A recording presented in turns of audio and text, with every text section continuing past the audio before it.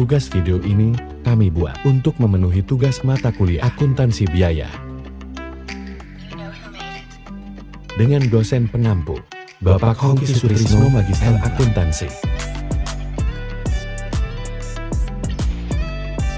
Yang mana materi yang kami bawakan yaitu job order costing.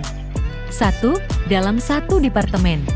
2. Dalam beberapa departemen. 3. Biaya mutu.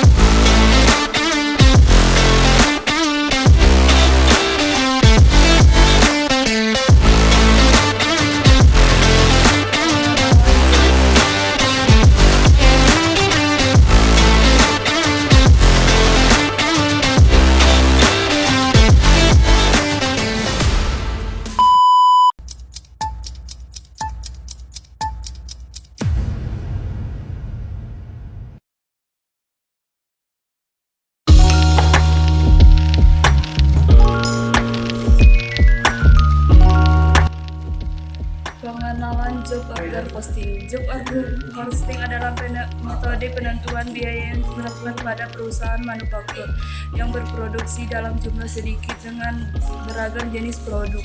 Metode ini memungkinkan perusahaan untuk menghitung biaya produksi setiap departemen. Selanjutnya, konsep dasar job order costing. 1. Definisi metode. Metode perhitungan biaya yang mengalokasikan biaya produksi ke setiap job secara terpisah. 2. Identifikasi biaya. Menentukan biaya bahan baku, tenaga kerja, dan overhead yang terkait dengan setiap job. 3. Penerapan.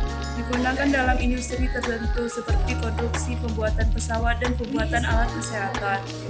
Selanjutnya, perhitungan biaya dalam job order costing. 1. Pengumpulan data. Informasi biaya bahan baku, tenaga kerja, dan overhead yang dikumpulkan. 2. Penentuan biaya unit. Total biaya dibagi dengan jumlah unit yang diproduksi untuk menentukan biaya unit. 3. Pencatatan biaya. Biaya tersebut dicatat untuk setiap pekerjaan atau pesanan yang diproduksi. Penggunaan job order costing dalam departemen produksi dapat membantu perusahaan dalam menghitung biaya produksi secara akurat. Berikut adalah beberapa manfaatnya. Biaya bahan baku. Job order costing memungkinkan perusahaan untuk menghitung biaya bahan baku yang digunakan untuk setiap pekerjaan. Biaya ini dapat dihitung dengan menghitung biaya bahan yang dibeli dan dikonsumsi dalam proses produksi. Biaya tenaga kerja. Biaya tenaga kerja langsung dapat dihitung dengan menghitung biaya gaji dan upah pekerja yang terlibat dalam proses produksi. Overhead pabrik. Biaya overhead pabrik dapat dihitung dengan menghitung biaya overhead yang terkait dengan proses produksi seperti biaya listrik, air, dan biaya lainnya. Harga pokok produksi. Dengan menggunakan job order costing, perusahaan dapat menghitung harga pokok produksi secara akurat yang membantu dalam menentukan harga jual yang sesuai. Pengawasan job order costing memungkinkan perusahaan untuk mengawasi biaya produksi secara lebih efektif sehingga dapat mengoptimalkan laba.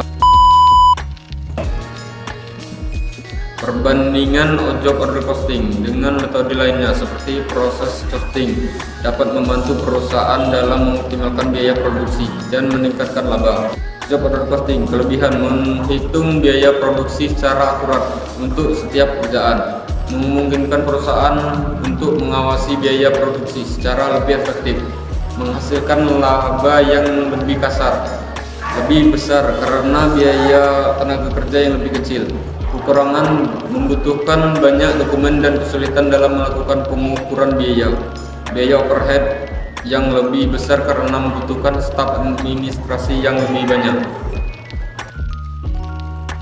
1. Selanjutnya, tantangan dalam menerapkan job order costing. 1. Kompleksitas data.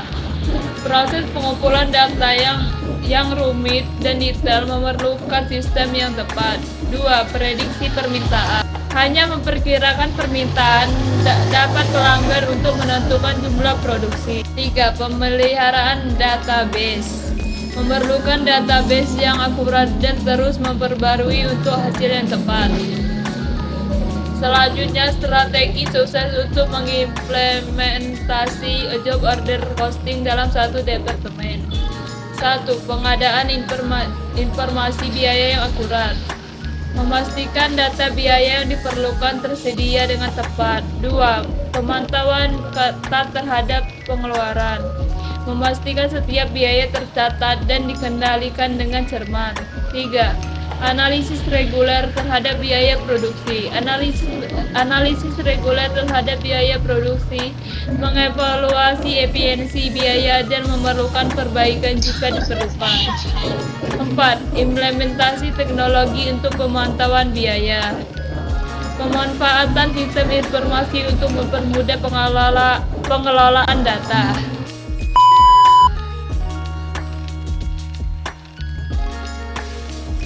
Baiklah, saya akan menjelaskan sedikit yang saya ketahui tentang job order costing. Yang pertama yaitu ada pengertian job order costing. Job order costing adalah metode untuk menghitung biaya produksi berdasarkan pemesanan khusus. Setiap departemen memiliki biaya produksi yang terkait dengan pemesanan khusus tersebut. Adapun perbedaan job order costing dengan proses costing. Job order costing meliputi biaya langsung dan tidak langsung yang ditetapkan untuk setiap pekerjaan atau proyek spesifik. Job order costing ini cocok untuk manufaktur yang menghasilkan barang dengan jumlah kecil dengan spesifikasi khusus dan memberikan biaya yang terperinci untuk setiap pekerjaan atau proyek.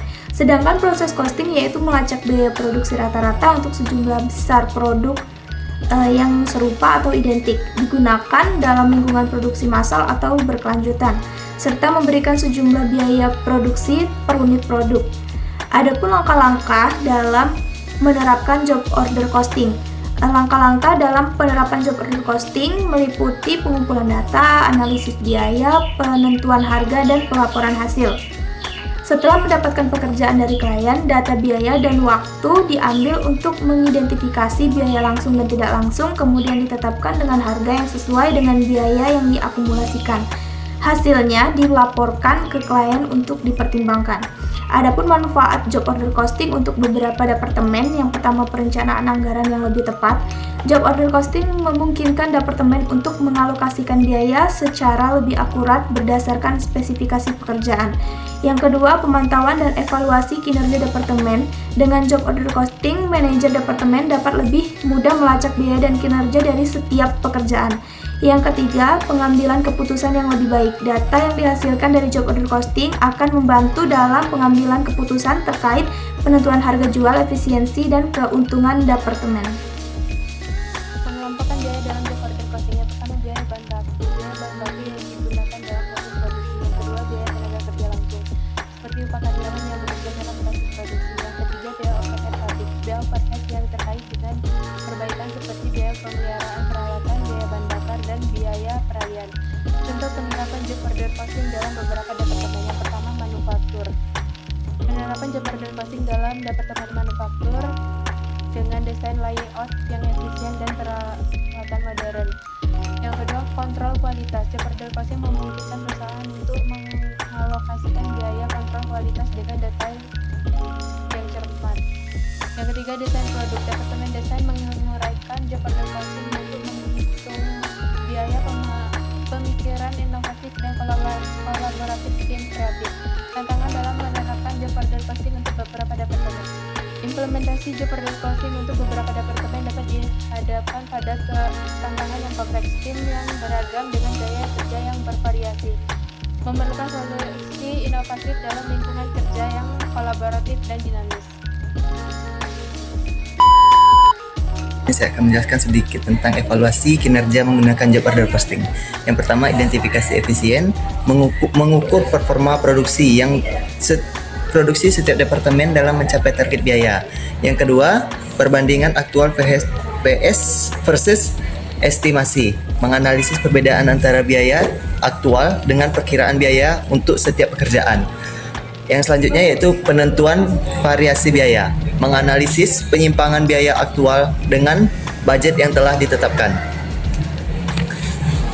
Baiklah, selanjutnya yaitu kekurangan job order costing. Yang pertama yaitu membutuhkan banyak dokumen.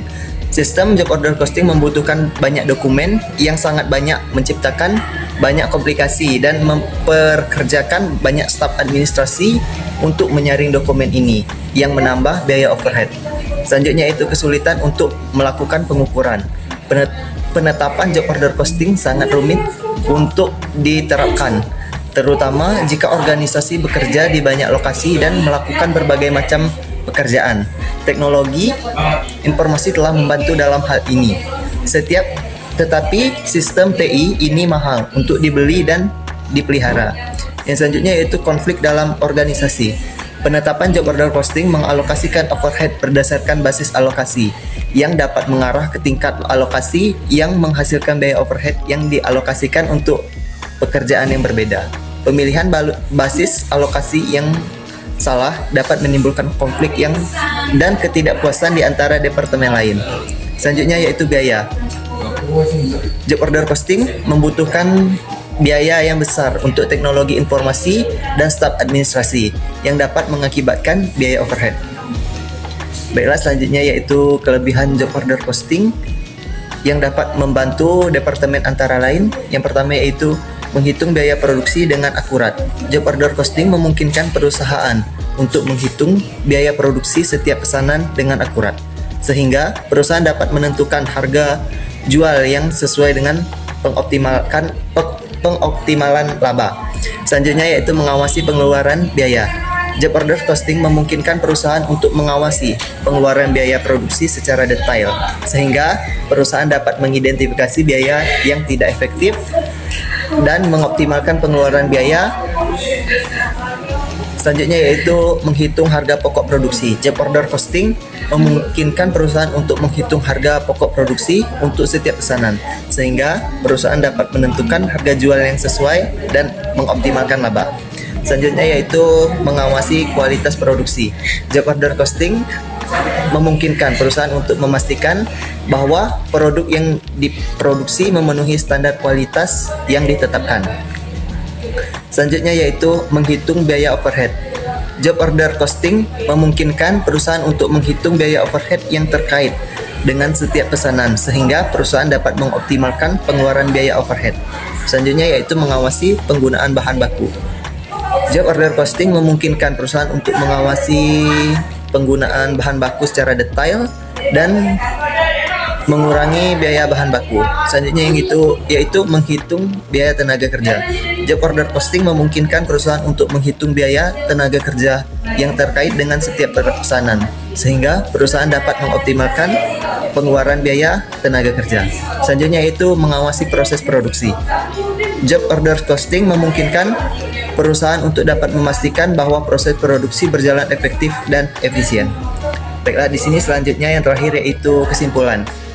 Job order costing adalah bahwa metode ini sangat berguna dalam menentukan harga pokok produksi, terutama untuk perusahaan yang menerima pesanan pelanggan.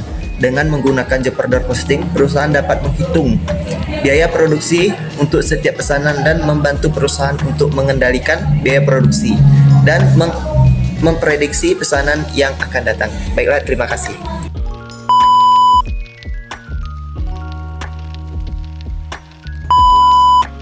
Baiklah, pertama-tama saya akan menjelaskan pengertian atau definisi dari biaya mutu. Menurut Supriyono, mutu adalah tingkat baik buruknya sesuatu. Mutu dapat didefinisikan sebagai tingkat keunggulan. Jadi mutu adalah ukuran relatif kebaikan secara operasional produk. Bermutu adalah produk-produk yang memenuhi harapan pelanggan. Sedangkan biaya mutu menurut ilmu akuntansi, pengertian biaya mutu adalah pengorbanan terhadap proses produksi suatu produk yang dinyatakan dalam bentuk satuan atau berlakunya harga pasar. Jadi sebenarnya biaya mutu adalah besaran dana dikeluarkan oleh perusahaan dengan tujuan menghasilkan suatu produk atau jasa. atau bisa lebih singkatnya lagi, mutu itu adalah kualitas. Baiklah, selanjutnya adalah jenis-jenis dari biaya mutu. Yang pertama itu adalah biaya pencegahan atau preventif, adalah biaya yang terjadi untuk mencegah terjadinya kegagalan produk. Biaya pencegahan adalah biaya yang dikeluarkan untuk mendesain produk dan sistem produk bermutu tinggi, termasuk biaya untuk menerapkan dan memelihara sistem-sistem tersebut. Yang kedua, ada biaya penilaian, adalah biaya yang terjadi untuk mendeteksi kegagalan produk. Terdiri dari biaya inspeksi dan biaya pengujian bahan baku, inspeksi produk selama dan setelah proses produksi, serta biaya untuk memperoleh informasi dari pelanggan mengenai kepuasan mereka atas produk tersebut. Baiklah, yang selanjutnya, yang ketiga adalah biaya kegagalan, adalah biaya yang terjadi saat produk gagal. Kegagalan tersebut dapat terjadi secara internal ataupun eksternal. Biaya kegagalan internal adalah biaya yang terjadi selama produksi, dan biaya eksternal adalah biaya yang setelah produk dijual. Selanjutnya adalah penyebab biaya kegagalan. Yang pertama adalah kegagalan internal, biaya yang terjadi selama proses produksi, misalnya seperti biaya sisa bahan, biaya barang cacat, dan lain-lainnya. Contoh dari internal itu adalah yang kesalahan produksi dari kita sendiri, bukan dari luar, seperti kayak produknya yang tidak memenuhi standar kayak gitu. Terus yang kedua adalah kegagalan eksternal, biaya yang terjadi setelah produk dijual, meliputi biaya untuk memperbaiki dan mengganti produk yang rusak selama garansi, biaya untuk menangani keluhan pelanggan, biaya hilangnya penjualan akibat tidak puasnya pelanggan. Nah, kalau kegagalan eksternal itu seperti misalnya kita menjual handphone nih, biasanya kan kalau di counter itu ada garansinya. Nah, itu termasuk dari persiapan kita, biaya untuk kegagalan eksternal. Kita kan nggak tahu nih pas dari dari kita biaya bahannya itu bagus kan, ternyata pas beredar di pasaran, biaya tersebut barang tersebut itu mengalami kerusakan yang dari kitanya itu kurang teliti. Jadi makanya dari itu biasanya perusahaan-perusahaan besar itu memakai garansi untuk mengantisipasi kerusakan tersebut. Nah, yang selanjutnya yaitu manajemen mutu total atau total quality management atau TQM, adalah pendekatan tingkat perusahaan atau perbaikan mutu yang mencari cara untuk memperbaiki mutu di semua proses dan aktivitas. Karena produk dan proses produksi suatu perusahaan berbeda dengan perusahaan lain, pendekatan TQM-nya berbeda jauh. Namun karakteristik berikut bersifat umum dan semuanya. Yang pertama itu ada tujuan perusahaan atau semua aktivitas bisnis adalah untuk melayani pelanggan. Yang kedua ada manajemen puncak, memimpin secara aktif dalam perbaikan mutu. Yang ketiga ada semua karyawan terlibat aktif dalam perbaikan mutu. Yang keempat ada perusahaan memiliki sistem untuk mengidentifikasi masalah mutu, mengembangkan solusi, dan menetapkan tujuan perbaikan mutu. Yang kelima adalah perusahaan menghargai karyawan dan memberikan pelatihan terus-menerus serta pengakuan atas pencapaian. Nah, dari karakteristik di atas, kita bisa menyimpulkan bahwa perusahaan ini untuk menyikapi atau untuk meminimalisir produk-produk yang gagal, perusahaan tersebut harus mempunyai seperti kayak cadangan atau bisa dibilang kayak alternatif. Jadi produk yang dipasarkan itu bisa bagus, seperti kan kalau misalnya di pabrik itu biasanya kan ada kayak diuji dulu, misalnya perusahaan lampu itu kan habis dari produksi itu pasti kan dicobain dulu sebelum diedarkan atau dikemaskan. Terus seperti mungkin alat-alat ya seperti tadi lampu itu kan harus dilihat dulu apakah lampu ini bekerja atau tidak. Kalau tidak, artinya itu kan termasuk produk gagal. Entah itu produk bisa diperbaiki dan bisa untuk dijual lagi, atau bisa mungkin di recycle atau menjadikan produk yang lain. Yang pastinya produk yang gagal tersebut tidak akan beredar di pasaran. Terus yang kedua itu ya balik lagi, dari perusahaan itu harus melatih karyawannya agar bisa meminimalisir produk-produk gagal tersebut. Baiklah, yang Peningkatan mutu secara berkelanjutan. Cara terbaik untuk mengurangi biaya mutu total adalah dengan mengurangi kondisi kurangnya mutu. Secara histori, perusahaan menggunakan strategi produk dalam volume yang besar, yaitu menghasilkan produk banyak sehingga berapapun jumlah unit gagal, perusahaan tetap memiliki unit yang bagus dalam jumlah memadai sesuai dengan permintaan. Namun, pendekatan ini juga memiliki kekurangan. Kekurangan dari pendekatan ini sendiri yaitu yang pertama, terlambat mendeteksi kerugian perusahaan. Dan yang kedua, besarnya biaya kerugian jarang sekali diukur. Selanjutnya, pendekatan mutu secara berkelanjutan. Yang pertama, pendekatan yang baik adalah pencegahan. Misalnya, dimulai pada titik desain produk itu harus sesuai dengan kebutuhan konsumen sampai keseluruhan proses produksi secara efisien. Yang kedua, jumlah komponen untuk memproduksi suatu produk sebaiknya diminimalkan. Yang ketiga, fasilitas produk harus diatur agar mendorong efisiensi. Contohnya yaitu seperti perbaikan mesin agar proses produksi lancar dan tidak terhenti karena mesinnya rusak. Yang keempat, usaha-usaha perbaikan mutu harus diperluas ke aktivitas-aktivitas pemasaran. Contohnya seperti pengemasan, iklan, metode penjualan, citra produk, dan distribusi. Selanjutnya ada akuntansi untuk kerugian proses produksi. Di sini akan dibahas mengenai akuntansi untuk bahan baku sisa atau scrap. Bahan baku sisa itu sendiri terdiri atas yang pertama, serbuk atau sisa-sisa yang tertinggal setelah bahan baku diproses. Yang kedua, bahan baku cacat yang tidak dapat digunakan maupun diretur ke pemasok. Yang ketiga, bagian-bagian yang rusak akibat kecerobohan karyawan atau kegagalan mesin. Dari ketiga poin di atas ini kita dapat mengambil contoh seperti pembuatan pesanan kursi yang menggunakan bahan baku kayu dan mungkin sekali ada potongan-potongan kayu yang tersisa akibat dari proses produksi yang dilakukan. Nah, potongan-potongan kayu tersebut juga ada yang memiliki nilai jual dan juga ada yang tidak. Untuk potongan kayu yang memiliki nilai jual itu masih bisa diproses kembali untuk dijadikan sebagai produk baru, desain produk baru. Dan juga untuk sisa serbuk kayu itu dapat dikumpulkan dan dijual ke pemasok untuk dijadikan sebagai bahan pembuatan kertas. Terima kasih sudah menonton. Sampai jumpa di video lainnya.